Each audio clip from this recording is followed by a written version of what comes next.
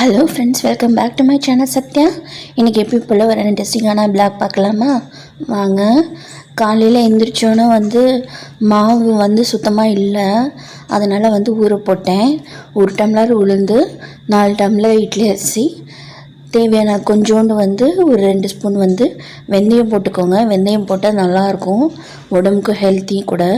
அதனால் வெந்தயம் எப்பயுமே ஆட் பண்ணுவேன். அதுக்கப்புறம் அதை ஊற வச்சுட்டு ட்ரெஸ்லாம் வாஷ் பண்ண வேண்டியது நிறையா இருந்துச்சு. ஸோ நான் வீக்லி ஒன்ஸ் இல்லைன்னா வீக்லி ட்வைஸ் அலசுவேன். ஸோ எங்கள் ட்ரெஸ்ஸை எல்லாத்தையுமே போட்டு தனியாக அலசுவேன். அப்புறம் ஹஸ்பண்டோட யூனிஃபார்ம் மட்டும் தனியாக அலசுவோம். ஸோ நல்லா வாஷ் பண்ணுறதுக்கு போட்டு விட்டுட்டேன். வெளியில் கார்டன் ஏரியாவெலாம் கொஞ்சம் நேரம் வேடிக்கை பார்த்துட்டு இருந்தேன். அப்புறம் செடிக்கெலாம் தண்ணி ஊற்றிட்டு வந்தாச்சு. கிச்சன்லாம் ஓரளவுக்கு ஓசல் பண்ணி க்ளீன் பண்ணி ஸ்டவ்வெல்லாம் துடைச்சிட்டேன். கொஞ்சோண்டு ஒரு 2-3 பாத்திரம் தான் கிடந்துச்சு. ஸோ அதையும் வாஷ் பண்ணிடலாம் அப்படின்ட்டு வாஷ் பண்ணிகிட்டு இருந்தேன்.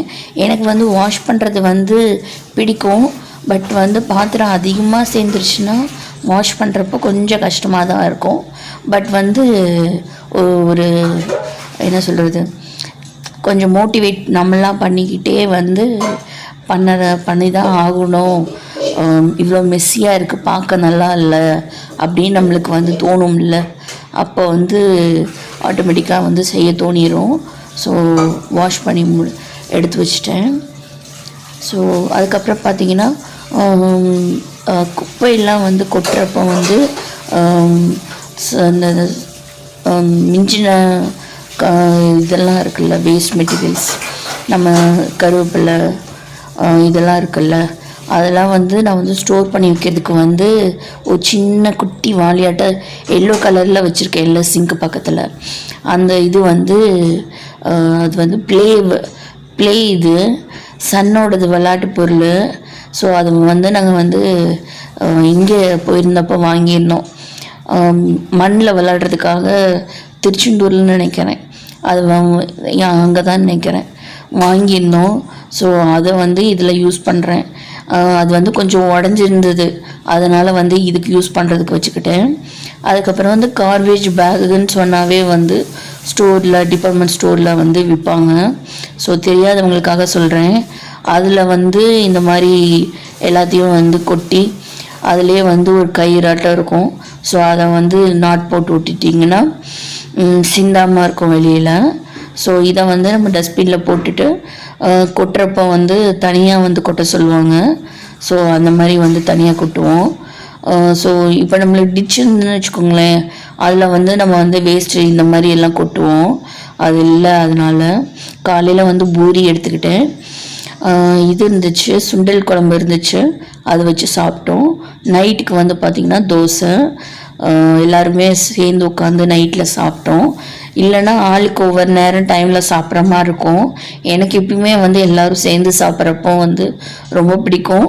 பட் அதிகமாக பேசிக்கிட்டே சாப்பிடக்கூடாது.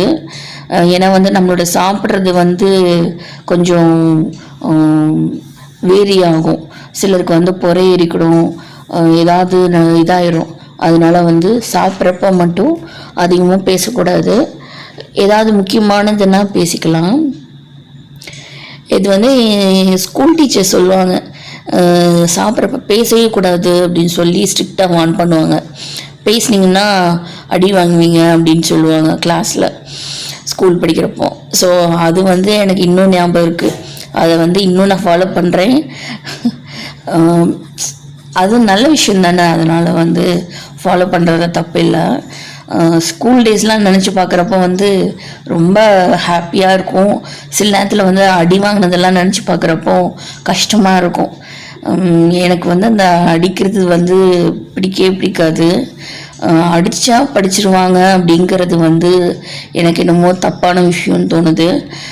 மிரட்டலாம், ஆனால் அடிக்கக்கூடாதுன்னு நான் நினைக்கிறேன். அடிச்சிருவேன்னு சொல்லி மிரட்டலாம். ஸோ அதுக்கு பயந்து படிப்பாங்க. ஸோ அடித்து படிக்க வைக்கிறது தப்பு நான் நினைக்கிறேன். உங்களோட இது என்னன்னு பாருங்கள், கருத்து என்னன்னு சொல்லுங்கள். ஸோ இப்போ வந்து டைம் பார்த்தீங்கன்னா வந்து ஒரு 1:30 இருக்கும்.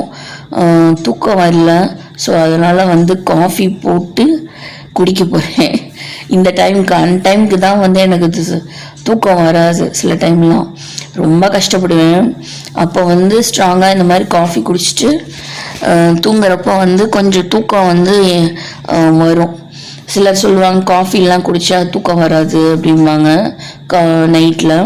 பட் வந்து எனக்கு வந்து தூக்கத்துக்கும் சரி ஃப்ரெஷ்அப் ஆகிறதுக்கும் சரி நல்ல மைண்டு காலையில் இயர்லி மார்னிங் மட்டும் எனக்கு வந்து டீ வேணும்னு தோணும். மீதி நேரம் காஃபி கேட்க தோணும். அந்த இயர்லி மார்னிங் வந்து ஹஸ்பண்டுக்கு வந்து டீ தான் கொடுப்பேன்னா, அதனால வந்து அந்த டைம் வந்து டீ குடிக்கிறது பழக்கமாயிடுச்சு. ஸோ டீ குடித்தோன்னா கொஞ்சம் ஸ்ட்ராங் ஆயிடுவேன். என்னால் வந்து காலையில் எழுந்திரிச்சு வேலை செய்கிறது ரொம்ப கஷ்டமாக இருக்குது. இப்போ ப்ராப்ளம் எதுவுமே இல்லைன்னா நல்லா செய்யலாம். நம்மளுக்கு வந்து ஒரு விதத்தில் கஷ்டமாக இருக்குங்கிறப்போ அது வந்து செய்கிறது வந்து கொஞ்சம் ரொம்பவே கஷ்டமாக இருக்குது. பட் இருந்தாலும் நான் வந்து செஞ்சு முடிச்சிருவேன். அதனால் வந்து எனக்கு வந்து எந்த ப்ராப்ளமும் இல்லை. முடிஞ்ச அளவுக்கு என்னோட அளவுக்கு ட்ரை பண்ணி முடிச்சிருது. ஸோ இன்றைக்கி வந்து பார்த்திங்கன்னா சாம்பார் வச்சுருந்தேன், சுடுதண்ணி வச்சுருந்தேன் ஒரு பாத்திரத்தில். அது எதுக்குன்னா என் சன்னுக்கு வந்து ஃபீவர் 2-3 நாளாக ஸ்கூலுக்கும் அனுப்ப முடியல. வெளியில் போயிட்டு வந்துட்டோம். ஆக்சுவலாக ஒரு விஷயமா வந்து எங்கள் தாய் மாமா வந்து ஒருத்தர் வந்து இறந்துருந்தாங்க. பார்க்க போயிருந்தோம். பார்த்துட்டு போயிட்டு ரொம்ப நேரம் ட்ராவல். ஹஸ்பண்டுக்கு வந்து அவ்வளோ தூரம் ட்ராவல் ரைட் பண்ணிட்டு வந்தாங்க, கார் ட்ரைவ் பண்ணிட்டு. பார்க்கவே கஷ்டமாக இருந்துச்சு. நாங்கள் கூட வந்து ரெஸ்ட் எடுத்துக்கிட்டோம். அவங்க வந்து அவ்வளோ நேரம் வந்துக்கிட்டே இருந்தாங்க ஓட்டிட்டு. ரொம்ப கஷ்டமாக போச்சு. அப்புறம் வந்து வீட்டுக்கு வந்தோன்னே பார்த்தீங்கன்னா பயங்கர டயர்டு. நான் காலையில் படுத்து மத்தியானம் தான் எழுந்திரிச்சேன். அவ்வளோ டயர்டாக இருந்துச்சு. அப்புறம் பார்த்தீங்கன்னா என் சன்னுக்கு வந்து உடம்பு சரியில்லாமல் போயிடுச்சு. ஃபீவர் வந்துருச்சு, கோல்டு பிடிச்சிக்கிச்சு. அப்புறம் ரொம்ப கஷ்டப்பட்டோம். இன்னும் ஓரளவுக்கு சரியாக இருக்குது. இன்னும் ஃபீவர் கொஞ்சம் சரியாக இருக்குது. கோல்டு மட்டும் இன்னும் கொஞ்சம் இருக்குது. ஸோ இந்த போர்டு வந்து ஒன்று வாங்கியிருந்தோம், ப்ளே போர்டு. இதில் வந்து டிக்டாக்டோன்னு சொல்லுவாங்கள்ல, XO அப்படின்னு சொல்லுவாங்க கேமு. அது வந்து அழகாக விளாடுற மாதிரி வாங்கியிருந்தோம். யூஸ்ஃபுல்லாக தான் இருக்குது. இது வந்து நம்ம வந்து யார் வேணால் விளாட்லாம். சிம்பிளாக மூவ் பண்ணி அந்த லைனில் வந்து கொண்டு வரணும்ல, ஒரு 3x இல்லைன்னா 3O கொண்டு வரணும்ல. இது உங்களுக்கு தெரிஞ்சிருக்கும்னு நினைக்கிறேன் நிறைய பேர்த்துக்கு. இந்த கேமு தெரியாதவங்களுக்காக சொல்கிறேன். அந்த O வந்து 3 ரெண்டு பேர் தான் விளையாட முடியும். XOன்னு தனித்தனியாக எடுத்து வச்சுக்கணும். அது வந்து ஓனாக வச்சுட்டே வரணும் ஒவ்வொரு இடத்துல. இப்போ பார்த்தீங்கன்னா வந்து இந்த ப்ளே போர்டு வந்து வெளியில் போயிருந்தப்போ வாங்கியிருந்தோம். ஸோ வாங்கிட்டு வந்திருந்தாங்க இங்கே பக்கத்தில். நல்லா இன்ட்ரெஸ்டாக இருக்குது இந்த கேம் விளையாடுறது. டிக்டாக்டோன்னு சொல்லுவாங்கள்ல, அந்த கேம் தான். அது வந்து அழகாக ரவுண்ட் காயின், ஒரு இன்ட்டு மார்க் காயின், அது வச்சு விளையாடுற மாதிரி நல்லாயிருக்கு. ஸோ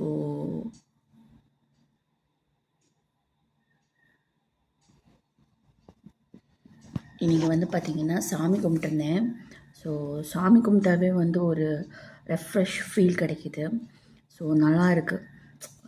என்ன சொல்கிறது, நம்மளுக்குள்ளே இருக்கிற ஒரு பேட் வைப்ரேஷன்ஸ் எல்லாமே வந்து கொஞ்சம் ஒதுக்கி வைக்குது.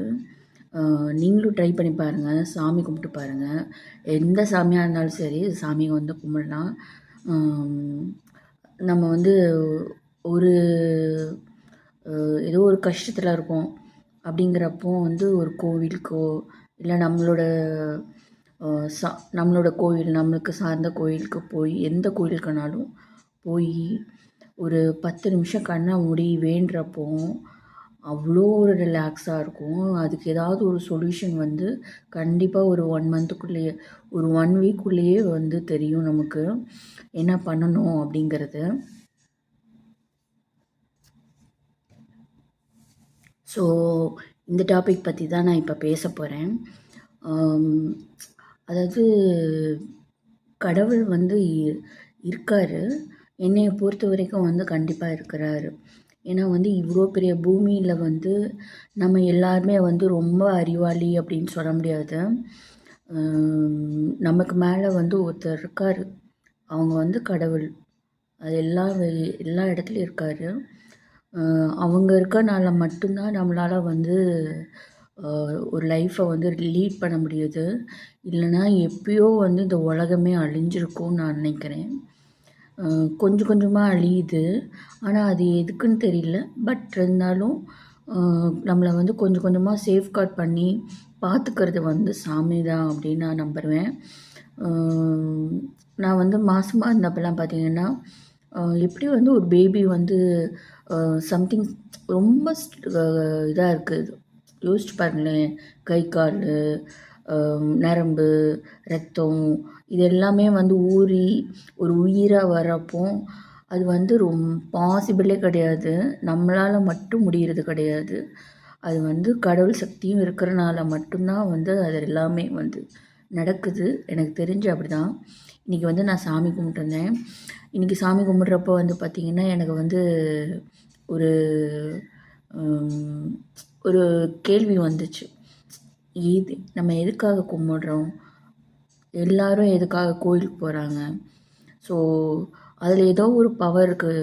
நல்ல சக்தி இருக்கிறனால தான் வந்து மக்கள் வந்து அவ்வளோ கஷ்டப்பட்டு கோயிலுக்கு போய் பூஜை பண்ணி அந்த இதெல்லாம் தேவையில்லையே கடவுள் இல்லைன்னா. ஸோ அந்த மாதிரி வந்து நீங்கள் வந்து நம்பி தான் ஆகணும்னு நான் சொல்கிறேன். ஆனால் வந்து நீங்கள் வந்து நம்புறதும் நம்பாததும் உங்கள் இஷ்டம். என்னைய பொறுத்த வரைக்கும் வந்து கடவுள் வந்து இருக்கார். நான் சின்ன வயசுலேருந்தே வந்து கடவுள் மேலே வந்து ரொம்ப கான்ஃபிடெண்ட்டாக இருப்பேன். அப்பப்போ வந்து சாமியே கோச்சிக்குவேன். நீ இல்லை அதனால தான் இது நடந்துச்சு அப்படின்னு சொல்லி நிறைய டைம் வந்து கோச்சிக்குவேன். ஆனால் இருந்தாலும் அடுத்த நிமிஷம் வந்து ஏதாவது கஷ்டம் வரப்போ கடவுளே இதை பண்ணி கொடு அப்படின்னு தான் வந்து கேட்க தோணும் தவிர எனக்கு வந்து வேறு எந்த ஃபீலுமே வந்து வேறு மாதிரி எதுவுமே வந்து இதாகாது. கடவுள்கிட்ட தான் வந்து கேட்குற மாதிரி இருக்கும், கஷ்டத்தை சொல்கிற மாதிரி இருக்கும். என் கஷ்டத்தை வந்து நான் ஷேர் பண்ணிக்கிறதாகட்டும் எல்லாமே வந்து கடவுள்கிட்ட தான் நான் வந்து சொல்லுவேன். முக்கால்வாசி பீப்புள் வந்து அப்படி தான் இருக்காங்கன்னு நான் நினைக்கிறேன். ஒன்றும் இல்லை. இப்போ வந்து ஏதோ ஒரு யாருக்காவது ஏதோ ஒன்று நடந்துருச்சுன்னு வச்சுக்கோங்களேன். ஆக்சுவலாக இது வந்து நான் ஒரு சாதாரணமாக ஒரு எக்ஸாம்பிள் சொல்கிறேன். உடம்பு சரியில்லாமல் இருக்காங்க, ரொம்ப ஹை ரிஸ்கில் இருக்காங்கன்னு வச்சுக்கோங்களேன். அப்போ வந்து நம்ம வந்து கடவுள்கிட்ட தான் வந்து வேண்டுவோம். சாமி இந்த மாதிரி சரி பண்ணி கொடு, பாவம் அவங்க எனக்கு அவங்கள விட்டால் வேறு யாரும் இல்லை அப்படின்னு சொல்லி நம்ம வந்து நம்ம கஷ்டத்தை வந்து இதாக வந்து நம்ம கடவுள்கிட்ட தான் வேண்டுவோம். அதுக்கப்புறம்தான் வந்து நான் அதுக்கு ஒரு ஸ்டெப் கிடைக்கும்னா பணம் நம்ம வந்து தேவைப்படும் நம்மளுக்கு. அதுக்கு அடுத்த ஸ்டெப் தான் வந்து நம்ம வந்து எல்லாத்துலேயும் வந்து கேட்போம். இந்த அளவுக்கு அமௌண்ட் உங்கள்கிட்ட இருக்குமா, கிடைக்குமா அப்படின்னு சொல்லி நம்ம கேட்குறது. அவங்க யாராவது கொடுக்கலன்னா சாமியை தான் வேண்டுவோம் மறுபடியும். சாமி இந்த மாதிரி அமௌண்ட் வந்து எப்படியாவது யாராவது கொடுக்கணும், உதவி பண்ணணும், நீ தான் இது பண்ணணும் அப்படின்னு சொல்லி நம்ம வேண்டுவோம். ஸோ ஒவ்வொரு ப்ரேயர்ஸும் வந்து நம்ம வந்து கடவுள் இருக்கிறனால தான் வந்து அந்த ப்ரேயர்ஸை வந்து நம்ம வந்து வைக்கிறோம். அது ஒரு நம்பிக்கை மட்டும் இல்லை, நிஜமாலுமே இருக்கிறனால மட்டும்தான் வந்து இதெல்லாம் நடக்குது. என்னை பொறுத்த வரைக்கும் கோயிலுக்கெல்லாம் போனால் அப்படி ஒரு வைப்ரேஷன் கிடைக்கும். அந்த அந்த சிலைய பார்க்குறப்போ, அந்த சாமி முகத்தை பார்க்குறப்பமே வந்து நம்மளுக்கு வந்து ஒரு விதமான ஒரு சேஞ்ச் கிடைக்கும். இப்போ வந்து காளி அம்மன் கோயிலில் போயிருக்கோன்னு வச்சுக்கோங்களேன். அப்போ அந்த காளி சிலையை பார்க்குறப்போ நம்மளுக்கே வந்து கொஞ்சம் கிட்டத்தட்ட பயம் வரும். அதாவது பயம் மீன்ஸ் அந்த சாமி வந்து கொஞ்சம் என்ன சொல்கிறது, இதாக காமிச்சிருப்பாங்க, ஆக்ரோஷமாக காமிச்சிருப்பாங்க. அப்படி பார்க்குறப்ப நம்மளுக்கே வந்து ஒரு ஃபீல் கிடைக்கும். அந்த மாதிரி வந்து நம்மளுக்கு வந்து தானாக வந்து ஆட்டோமேட்டிக்காக வந்து மைண்டு வந்து ரெஜிஸ்டர் ஆகிருக்கு. ஸோ அதனால் வந்து எப்பயுமே வந்து கடவுள் வந்து இருக்கார். எல்லா சாமியும் இருக்கிறாங்க, கண்டிப்பாக இருக்கிறாங்க. அதனால் உங்களோட தாட்ஸ் ப்ரேயர்ஸை வந்து கடவுளுக்கு முன்னாடி வையுங்க. அதுக்கு தகுந்த ஸ்டெப்ஸும் வந்து நீங்கள் வந்து கொஞ்சம் கொஞ்சம் போடுங்க. அதுவுமே வந்து இது பண்ணி சாஃப்டாக வந்து ஹேண்டில் பண்ணுங்க. யாரையும் திட்டுறதோ அடிக்கிறதோ அன்னெசரியாக வச்சுக்காதீங்க. மற்றவங்கள கஷ்டப்படுத்துகிறப்போ நம்மளுக்கும் அந்த கஷ்டம் வந்து வேறு யார் மூலியமாவது வரலாம். ஸோ அதனால் எனக்கு வந்து அடிக்கிறதுனாவே வந்து பிடிக்காது யாரையும்.